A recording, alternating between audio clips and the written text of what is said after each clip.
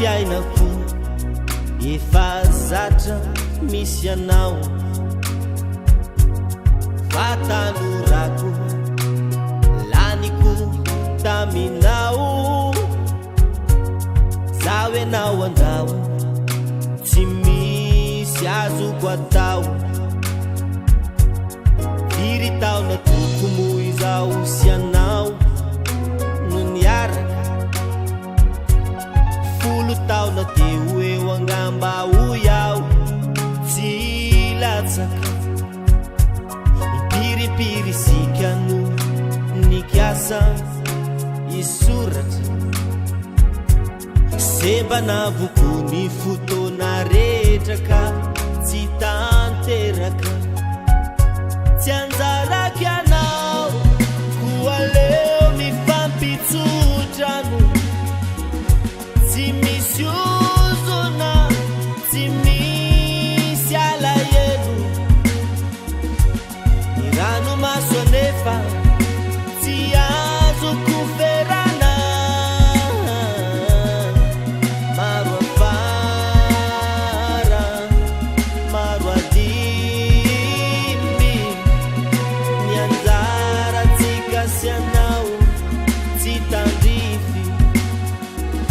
tsy anjaraky anao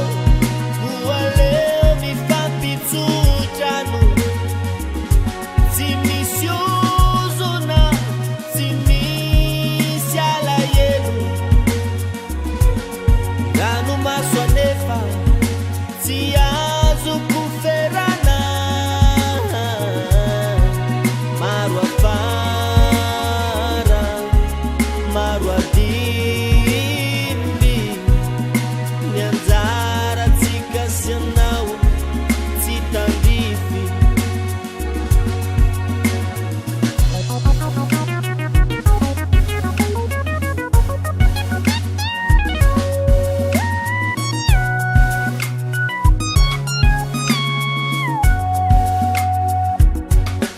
tako maso sy ny vody ondry azamo efa vita falifaly zao sy anao tamin'izay ka nipitaka fikasana mony atsika fanididy avy any ambony zaho no tendry sy lahatra natolony tsy anjaraky anao koa leo mifampitsotrano tsy misy ozona tsy misy alahelo ranomaso anefa tsy azoko ferana maro afara maro adimy ny anjaratsika sy anao tsy tandrify tsy anjaraky anao koa leo mifampitsotrano tsy misy ozona tsy misy alahelo ranomaso anefa tsy azoko ferana maro afara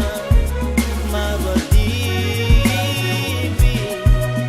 ny anjaratsika sy anao tsy tandrify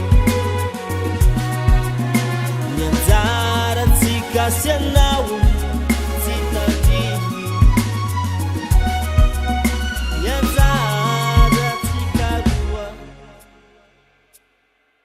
tsy tandrify